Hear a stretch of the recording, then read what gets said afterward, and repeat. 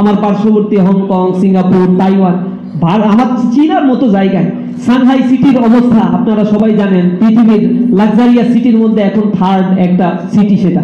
এই সাংহাই 1978 সালেও ছিল একটা দরিদ্র পীড়িত বাংলাদেশের সমপরিমাণ অর্থনৈতিক অবস্থাশালী একটা শহর। সেই শহরটা মাত্র 40-45 বছরের ব্যবধানে আজ সেখানে বিজনেসের হাবে পরিণত হয়েছে, পৃথিবীর সবচেয়ে ব্যয়বহুল একটা শহরে পরিণত হয়েছে।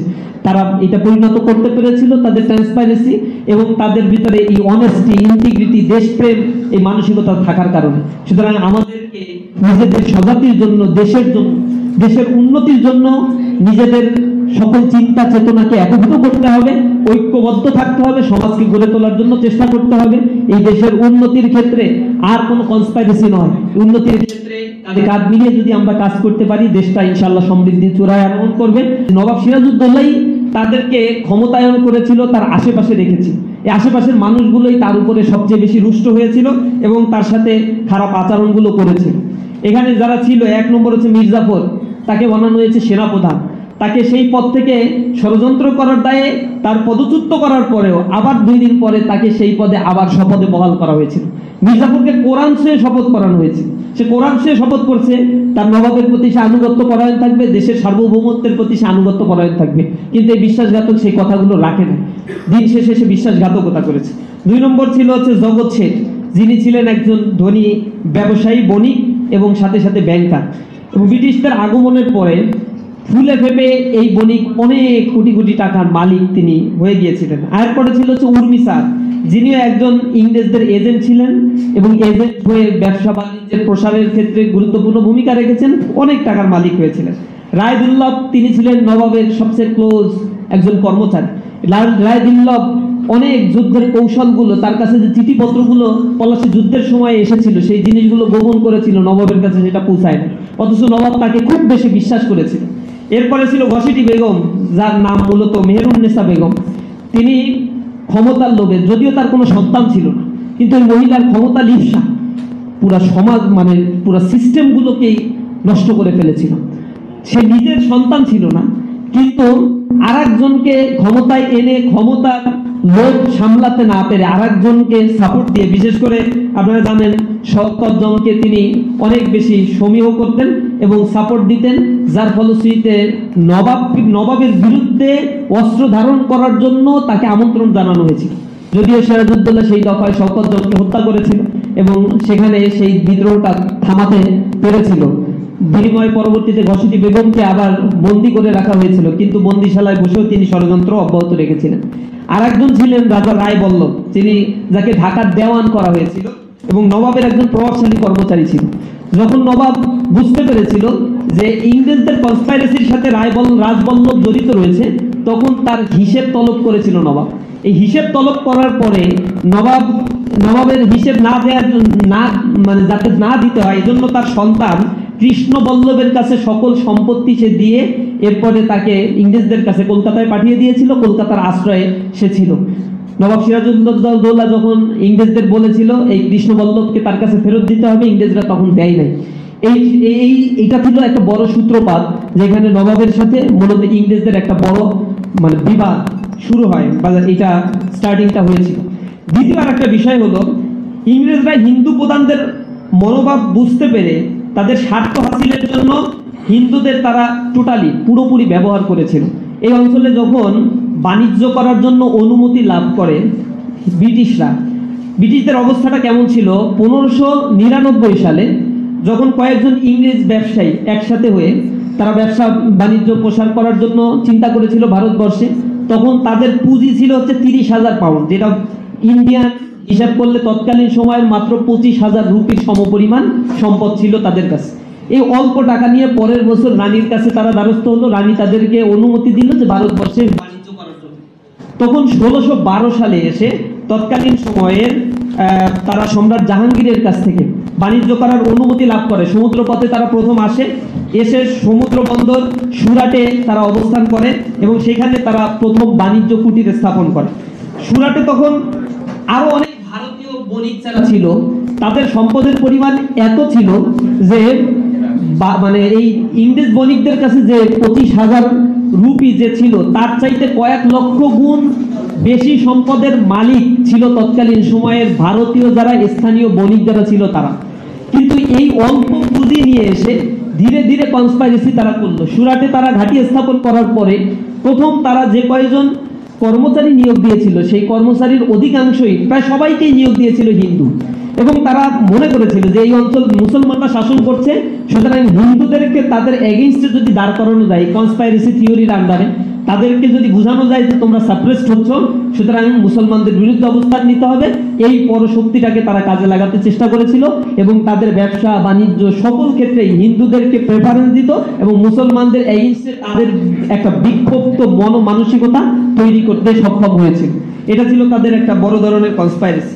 তৃতীয় আর একটা বিষয় এই পলাশী থেকে আমাদের কাছে প্রতিভাত হয়, একটা নবাবের সকল দায়িত্বপূর্ণ পদ যেগুলো ছিল, যে নবাব যাদের উপর আস্থা রাখতো, বিশ্বাস রাখতো এবং যাদের উপরে এই দায়িত্বগুলো দিয়েছিল, এই সকল মানুষগুলো ছিল ষড়যন্ত্রকারী এবং কনস্পাইরেসিতে লিপ্ত। আপনারা জানেন পলাশীর যুদ্ধ যখন সংগঠিত হয়েছিল, ইংরেজদের সেনাবাহিনীর অবস্থান কতজন ছিল, এর এগেইনস্টে নবাবের বাহিনীর সংখ্যা অনেক বেশি ছিল, কিন্তু কোনো বাহিনী যুদ্ধক্ষেত্রে কোনো ফাংশন করে নাই। একটা ছোট্ট বাহিনী যখন আক্রমণ করতো বা নবাব নিজেও যদি সেখানে অবস্থান করে সেই সেনাবাহিনীর বিরুদ্ধে অবস্থান গ্রহণ করতেন বা যুদ্ধ পরিচালনা করতেন, তাহলে হয়তো সিনারিওটা টোটালি ভিন্ন হয়ে যেত। কিন্তু আমরা দেখেছি এই বিশ্বাসঘাতকতার কারণে একটা বিজয়ী ময়দান মুসলমানদের হাতছাড়া হয়েছে। আর লাস্ট হচ্ছে পলাশীর যুদ্ধ ছিল, এটা তো মূলত যুদ্ধ না, এটা প্রহসনের যুদ্ধ বলা হয়। ইংরেজ বাহিনীর চেয়ে নবাবের বাহিনী বেশি হলেও প্রহসনের কারণেই মূলত পলাশীতে এই পরাজয়টা মুসলমানদের হয়েছিল। ৩রা জুলাই সে 200 নৌকা ভর্তি সোনা চাঁদি এগুলো কলকাতায় সে প্রেরণ করেছিল উপনৌকন হিসেবে। লর্ড ক্লাইভকে শুধুমাত্র উৎকোচ প্রদান করা হয়েছিল 2,34,000 পাউন্ড, শুধু লর্ড ক্লাইভকে। রাতারাতি লর্ড ক্লাইভ আঙুল ফুলে কলা গাছ, লন্ডনের বিশিষ্ট একজন ধর্মাঢ্য ব্যক্তিতে পরিণত হয়ে গিয়েছিল।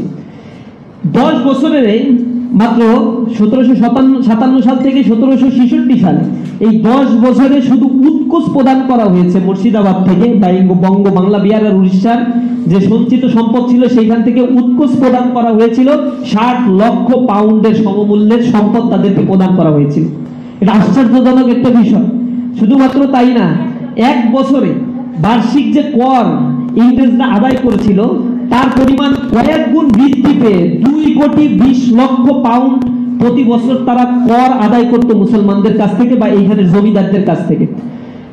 ব্রিটিশ ভারত শাসনের এই সময়ে বার্ষিক এক একজন কৃষকের গড় আয় ছিল হচ্ছে 38 থেকে 42 টাকার সমমূল্যে তৎকালীন সময়। তারা এই যে জমিদারদের মানে ব্রিটিশদের কর বা হচ্ছে বিভিন্ন ধরনের খাজনা টাজনা দেওয়ার পরে এভারেজে এক একজন কৃষকের কাছে থাকতো 13 থেকে 17 টাকা মাত্র। এই 13 থেকে 17 টাকা দিয়ে তারা তাদের জীবন পরিচালনা করবে, 1 বছর কিভাবে চলবে এই হিসেব তাদের কষতে হতো। এটা ছিল তাদের জন্য চরম একটা অবমাননাকর একটা জীবনযাপন। কেননা মুর্শিদাবাদ এবং ঢাকা নগরী ছিল সবচেয়ে সমৃদ্ধের নগরী। যখন মোগল সাম্রাজ্য ছিল বা স্বাধীন নবাব যারা এই অঞ্চলটা শাসন করেছে, এই সময়ে এই অঞ্চলটাতে সমৃদ্ধের নগরী ছিল। 550 বছরের দুর্ভিক্ষ কি জিনিস বাংলার মানুষ তা কখনো দেখেন। কিন্তু আশ্চর্য হলেও সত্য, তৎপরবর্তী ব্রিটিশ শাসনের মাত্র 13 বছর যেতে না যেতে এখানে আলোচনায় উঠে এসেছে 76-এর মনোত্তর হয়েছিল, যেটা 1770 সালে সংগঠিত হয়েছিল। এই 76-এর মনোত্তরের পেছনের ঘটনাটা হচ্ছে 1769 সালে এখানে যে ফসলগুলো উৎপাদিত হয়েছিল সব ফসল ইংরেজরা কিনে নিয়ে তারা তাদের সঞ্চিত করে রেখেছিল। 1 বছরের ব্যবধানে ওই ফসলগুলোই প্রসেসিং করে 7 গুণ 8 গুণ বেশি দামে এই কৃষকদের কাছেই তারা বিক্রি করত। টাকার অভাবের কারণে সাধারণ মানুষেরা যখন এই ফসলগুলো কিনতে পারতো না, তখন চরম দুর্ভিক্ষ দেখা দিল। এখানে দুর্ভিক্ষের অবস্থা ইংরেজরা তাদের লেখনীর মধ্যেই প্রকাশ করেছে। সেখানে তারা ওয়ারেন হেস্টিং তিনি প্রকাশ করেছেন, তার বক্তব্যে তিনি বলেছেন যে এখানে দুর্ভিক্ষের কারণে 1,55,00,000 মানুষ, অর্থাৎ তৎকালীন বাংলা প্রদেশের বঙ্গপ্রদেশের 1/3 মানুষ খাদ্যের অভাবে সেখানে মৃত্যুবরণ করেছিল। সন্তান বিক্রি করে দেবে মানুষ, খাদ্যের অভাবে, পেটে খাবার নাই, সন্তান লালন করতে পারছে না, সন্তানকে বিক্রি করে দিয়ে এক মুঠো খাবার পাইলে সেইটার জন্য মানুষ প্রস্তুত, কিন্তু কার কাছে বিক্রি করবে, সেই সন্তান কিনে নিয়ে কে কাকে লালন পালন করবে, এই অবস্থা ছিল। কুকুর, সিগাল, মানুষের জীবিত মানুষ নড়াচড়া করতে পারে না, প্রাণ এখনো বের হয়নি, তাদের গোস্তগুলো টেনে টেনে খাচ্ছে, মানুষের শক্তি নাই হাত উঁচু করে যে সেটাকে তাড়িয়ে দেবে, এর বিরুদ্ধে প্রতিবাদ জানাবে। এটা ছিল তৎকালীন সময়ের মাত্র 13 বছরের ব্যবধানে এই সমৃদ্ধের এই মুর্শিদাবাদ নগরীর চেহারা বা অবস্থানগুলো। তো অবাক করা একটা বিষয়, এই দুর্ভিক্ষ আমরা এই বাংলায় দেখেছি। ব্রিটিশরা তখন কলকাতায় আয়েসি জীবনযাপন করেছে, অথচ ডার্ক সিটি ছিল কলকাতা, উন্নতি হয়নি, কিন্তু ব্রিটিশদের যাতায়াতের জন্য সুবিধার কারণে তারা কলকাতা নগরীকে সমৃদ্ধ করেছিল। লর্ডরা সেখানে অবস্থান করত, আর বাংলা থেকে লুটপাট করে সেখানে তারা বড় বড় আরাম আয়েসি জীবনযাপন তারা করত। এটা ছিল পরবর্তী ইম্প্যাক্টগুলো, যার ফলশ্রুতিতে এই দেশের এখানে পরবর্তীতে সূর্যাস্ত আইন চিরস্থায়ী বন্দোবস্ত করে রাতের সন্ধ্যার আগেই যদি কর খাজনা দিতে না পারে, স্থাবর অস্থাবর সম্পত্তি তো জমিদারের নিবেই, সাথে তার স্ত্রী কন্যা সুন্দরী যদি থাকে সেগুলোতেও তাদের ওনারশিপে নিয়ে নেবে। জমিদাররা লজ্জার কারণে পালিয়ে বাঁচত, জমিদারি সব ফেলে দিয়ে চলে যেত। এখানে উর্মিসাদের মতো ব্যবসায়ীরা তখন আরো কোটিপতি, আরো বড় বড় ব্যবসায়ীতে পরিণত হয়ে গিয়েছিল। সকলেই বড় বড় জমিদারি লাভ করলো, হিন্দুরা তাদের তোষামোদে করা শুরু করলো। আলটিমেটলি এই অঞ্চলে মুসলমানরা, শুধু মুসলমানরা, হিন্দু বা অন্য অন্য যারা এখানে বসবাস করত, তাদের মৌলিক মানবিক অধিকার থেকেও তারা বঞ্চিত হয়ে গিয়েছিল। এবং পলাশীর এই পরবর্তী সময় এই উপনিবেশবাদের এই যে আমরা জানি যে এই অঞ্চলে ব্রিটিশরা এসেছিল বাংলা থেকে, তাদের যাত্রা শুরু করেছিল। আবার এই উপনিবেশবাদের বিরুদ্ধে প্রথম অস্ত্র ধারণ করে তাদের বিরুদ্ধে অবস্থান নিয়েছিল এই বঙ্গপ্রদেশ থেকে মজনু শাহ। এটা হচ্ছে 1963 সালে, এই 1763 সালে পরবর্তীতে মজনু শাহ ফকির বিদ্রোহের মাধ্যমে, ফকির সন্ন্যাসী বিদ্রোহের মাধ্যমে যখন মানে এই অঞ্চলের মানুষেরা বুঝতে পেরেছিল যে যে দুর্ঘটনা ঘটেছে, সেই সময় তারা প্রতিবাদ করে নাই, কত ভুল তারা করেছে, কিন্তু তার প্রায়শ্চিত্ত দিতে গিয়ে 190 বছরের ব্রিটিশ শাসিত এই অঞ্চলে অনেক রক্ত মুসলমানদেরকে, পরবর্তীতে হিন্দুদেরকে, এবং এখনো পর্যন্ত সেই ষড়যন্ত্রের বেড়াজাল থেকে আমরা মুক্ত হতে পারিনি। সুতরাং পলাশী থেকে আমাদের অনেক বেশি শিক্ষা রয়েছে। যদি স্বাধীনতার সার্বভৌমত্ব রক্ষার জন্য জীবন উৎসর্গ করে দিয়ে নিজের স্বজাতির প্রতি মায়া মহব্বত আমাদের না থাকে, তাহলে আমাদের উপরে এমন কোনো বেনিয়ারা চেপে বসতে পারে যারা ভবিষ্যতে আমাদেরকে আরো বেশি পরাধীন করে ফেলবে, অন্যদের কাছে আমাদের স্বাধীনতাকে বিক্রি করে দিবে। পলাশী যারা শহীদ হয়েছিল সেই দিন, পলাশীর এই যুদ্ধে যারা নিজেদের জীবন দিয়েছিল নিজের দেশকে, দেশের স্বাধীনতাকে রক্ষা করার জন্য, আমরা তাদের জন্য দোয়া করি। আল্লাহ রাব্বুল আলামিন তাদেরকে কবুল করুন। পলাশী থেকে আমরা শিক্ষা গ্রহণ করে আমাদের নতুনভাবে নিজেদের রাজনৈতিক দর্শন, চিন্তা, আমাদের সংস্কৃতি, আমাদের সার্বভৌমত্ব রক্ষার জন্য যেন আমরা নিজেদেরকে গড়ে তুলতে পারি, সে আশাবাদ ব্যক্ত করে আমার কথা শেষ করছি।